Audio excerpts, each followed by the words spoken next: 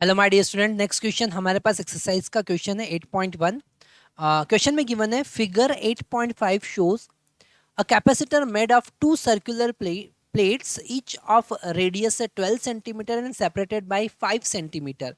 The capacitor is being charged by the external source not shown in figure. The charging current is constant and equal to 0.15 ampere. A part हमको solve करना है, find करना है, calculate the capacitance and the rate of change of potential difference between the plate. तो हम सबसे पहले ए part यहाँ पर सॉल्व करते हैं। ए पार्ट में हमको सबसे पहले कैपेसिटेंस फाइंड करना है और पैरेलल प्लेट कैपेसिटर का हम कॉन्सेप्ट यहाँ पर यूज करेंगे।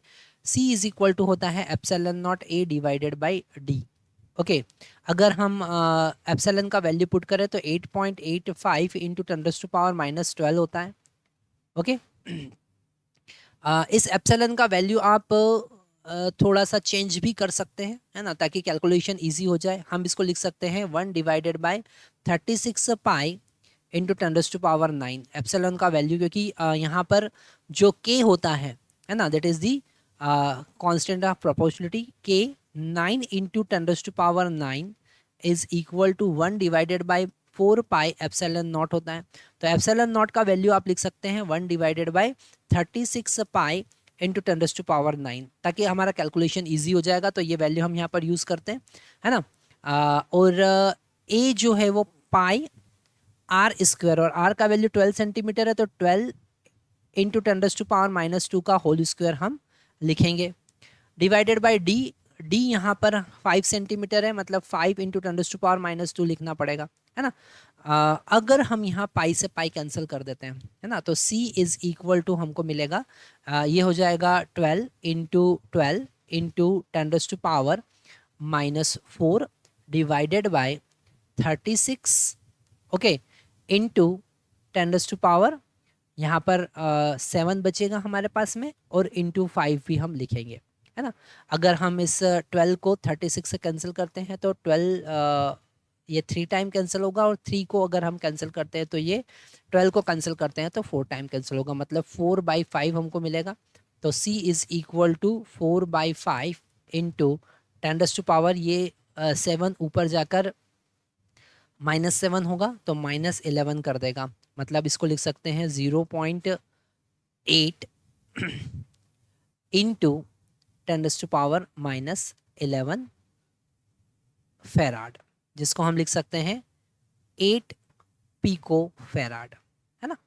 8 पिको फेराड, क्योंकि इसको 8 कन्वर्ट करने के लिए 10⁻⁻12 करना पड़ेगा, है ना। तो सबसे पहला पोर्शन यहाँ पर सॉल्व। आप देख सकते हैं कि अगर आपने एप्सिलॉन का वैल्यू केवल 1 डिवाइडेड बाय 36 पाई यूज़ किया, इंटू 10⁻9 यूज़ किया, तो ही आपका कैलकुलेशन बहुत ईजी हो जाएगा।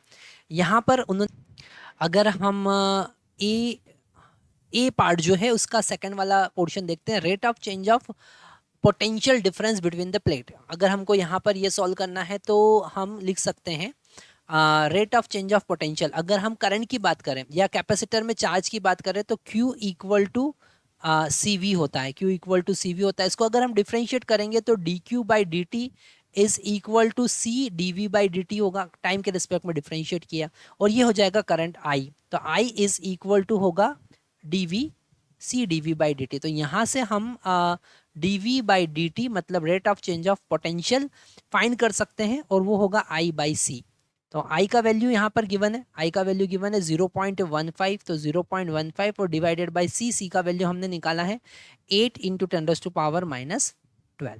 ओके, इसे हम कैलकुलेट करेंगे तो हमको मिलेगा, इसको 15/8 into 10⁻- plus 10 volt per second हम लिख सकते हैं। तो this is the rate of change of potential. B वाला पार्ट देखते हैं, obtain the displacement current across the plate. तो यहाँ पर आपको याद रखना है कि डिस्प्लेसमेंट करंट, यहाँ पर जो इसके बीच में, इन प्लेट के बीच में जो डिस्प्लेसमेंट करंट फ्लो होगा वो इधर से आने वाले कंडक्शन करंट के बराबर होगा, है ना, क्योंकि KCL यहाँ पर यूज़ करेंगे ना हम, तो आने वाले करंट के बराबर होगा।